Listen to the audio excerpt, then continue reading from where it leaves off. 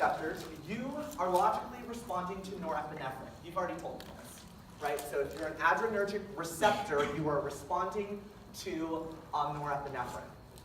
So logically, guys, where would you find the adrenergic receptor on this? In the sympathetic or parasympathetic first? Sympathetic. On what structure? The effector organ. Does that make sense? So on the effector organ over here, so the effector organ over here, these receptors, these are going to be adrenergic.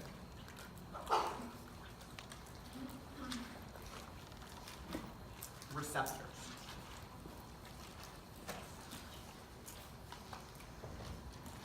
Now, the location on the effector organs of the sympathetic. Perfect. That's exactly what you guys just told me, right? You're going to find it on the effector organs of the sympathetic nervous system. Now, there are subdivisions of this, and this is where it gets a little bit more crazy. What you're going to see are different subclasses. So you can just be, you're not just going to be an adrenergic receptor, you're actually going to be what we call alpha adrenergic or beta adrenergic, which you may have heard before clinically, but that's what we're going to take a look at. So your subclass, there's alpha adrenergic, so you can be an alpha adrenergic receptor, or you can be a beta adrenergic receptor. And each of these subclasses have different characteristics, okay? And different organs are going to have different receptors. So you don't have to follow any rules here. You just have to know that the effector organs of the sympathetic nervous system are going to be adrenergic. They can be beta or alpha in subclass depending on what that organ is, and I don't need you to know that, what organ does what. Yes, there are beta-1 receptors on the heart. There's also some, beta receptors on the lungs, things like that. You don't need to memorize that yet. As we get to those organs, you will start to learn them, okay? Right now, we're just looking at these receptors. So let's talk about the alpha subclass and talk about some characteristics. If you are alpha adrenergic, there's some characteristics that we're going to see. The first one is, this is the most common. So chances are, if you are an adrenergic receptor, you're probably an alpha adrenergic receptor. Now, alpha adrenergic receptors, they can be further subdivided, okay? They can go class alpha 1, alpha 2, alpha 3, etc. We're not going to go that crazy. We're going to stop at, hey, there's alpha, and then there's beta, and then we'll leave it at that. So this is the most common. This receptor tends to usually be excitatory. So is this going to elicit an IPSP or an EPSP? EPSP, hence excitatory. So it's likely going to cause depolarization at whatever the effector organ is. Now, the last thing is that it has a greater affinity to norepinephrine than epinephrine. It has a greater affinity to norepinephrine than epinephrine. So this sentence, or this fragment, tells us a couple of things.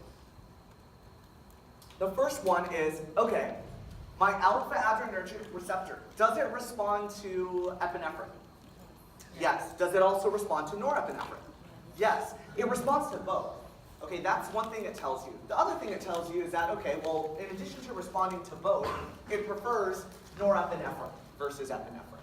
But epinephrine could actually trigger these receptors, right? So epinephrine in the blood, right? So released, from the adrenal medulla or whatnot. Okay, questions so far. Alpha, most common, okay? Alpha, generally excitatory, and then alpha responds to both, prefers norepi versus epi. Let's go ahead and move on. Let's talk about beta adrenergic. Okay, we're still over here. These adrenergic receptors, they can either be alpha or beta. We talked about alpha, let's talk about some beta characteristics. First thing, a beta is always going to use a G protein system. You know what a G protein system is, that's unit 1, right? So remember, it binds, you're going to get that amplification, usually uses calcium, cyclic AMP, something like that. Here, you're going to use a G protein system, which is going to increase that whole cyclic AMP and get that amplification. So that whole process that we learned early on for the first exam. In addition, this can be activated by both norepinephrine or epinephrine. So with beta, you're going to see it can respond to both epinephrine and norepinephrine. As with alpha, beta has several subclasses, if you will, okay? Again, there's going to be beta 1 receptors. You're going to find them usually on the heart. You'll see beta 2 in the GI tract and the lungs, things like that. Again, when we start to talk about these receptors, when we start talking about the heart, you will relearn these beta 1 receptors and how they work. When you hear about beta blockers and whatnot, this is what they're doing. They're blocking this receptor, if you've ever heard of what a beta blocker is. If not, we'll talk about that when we get to the heart. Questions so far? Okay, so before we move on to cholinergic, let's be clear over here. Adrenergic receptors are only found on the effector organs of the sympathetic nervous system. Depending on what the organ is, they can be alpha or they can be beta, right? Right now, I'm just leaving it as adrenergic because they could be either one. Chances are, which one is it likely to be, alpha or beta? Alpha. It's a more common one, right? These receptors can respond to not only norepinephrine, but also epinephrine, okay? Beta uses G proteins. Both can respond to epinephrine and norepinephrine. However, alpha prefers which one? Norepinephrine. Perfect. Now, cholinergic, this is going to get subdivided, and then you'll see the subdivisions on here. So, you're a cholinergic receptor if you respond to acetylcholine. So you should see some cholinergic receptors where? Sympathetic, parasympathetic, or both? Both. On the preganglionic neuron over here, or on the postganglionic neuron? The postganglionic, right? You have to see receptors right over here responding to this, as well as the effector organ of the parasympathetic, right? So all of these should be cholinergic receptors. However, there are different subclasses. The subclasses are located on different areas. So the first one is called nicotinic. Go ahead and say that. Nicotinic. So a receptor, whenever you're talking about cholinergic receptors, don't just leave it as cholinergic. You've got to view, is it nicotinic cholinergic? Okay, so there's nicotinic cholinergic receptors, and then there's another one called muscarinic. Go ahead and say that. Muscarinic. Now you have muscarinic cholinergic receptor. So nicotinic cholinergic or muscarinic cholinergic. Let's go ahead and see where these guys are found, and then we'll continue from there.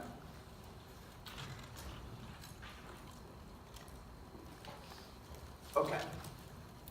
So let's open up nicotinic cholinergic receptors first, and then we'll go into muscarinic cholinergic. Nicotinic cholinergic receptors. These, the location is going to be on the postganglionic dendrites and cell bodies. So the somas of the postganglionic neurons. This is my preganglionic neuron. These are my postganglionic neurons.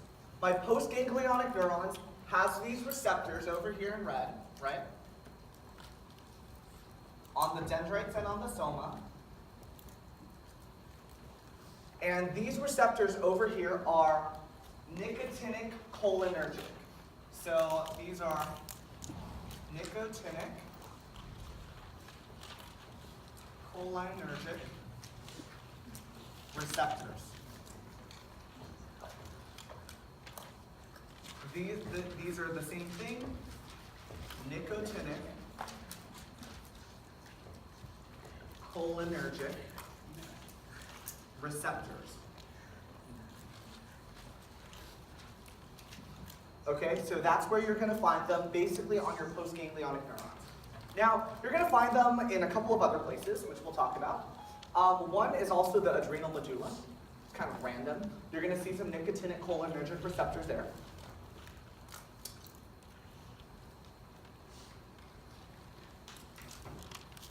The last place we're going to talk about that you're going to see nicotinic cholinergic receptors is actually on skeletal muscle. Now, I realize this is not part of the ANS, but it's going to transition us into skeletal muscle, which we'll get to in probably about 10 minutes or so.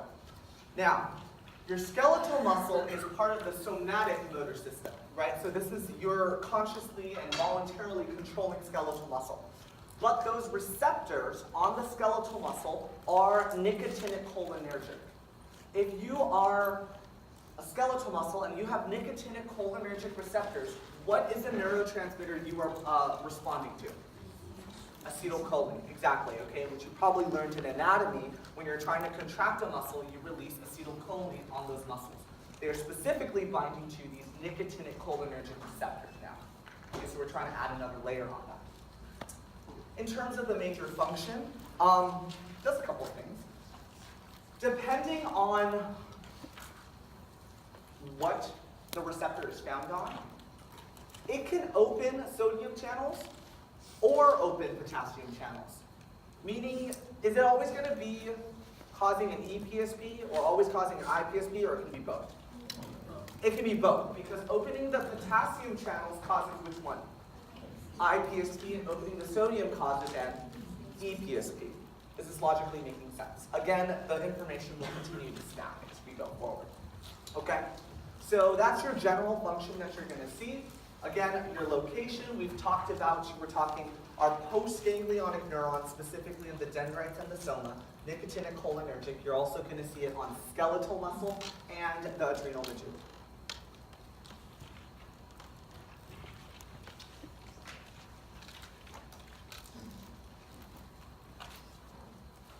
All right, we'll finish off with muscarinic before we transition to skeletal. Okay. Muscarinic cholinergic. The only thing that's left, where do you think we're going to find the muscarinic cholinergic receptors? Effector organs of the parasympathetic, right? That's the only thing that's left that's not labeled up here. And that's exactly where you're going to find it, the effector organs of the parasympathetic. So here's my effector organ. It's going to have these receptors binding to acetylcholine, and these are going to be muscarinic cholinergic receptors.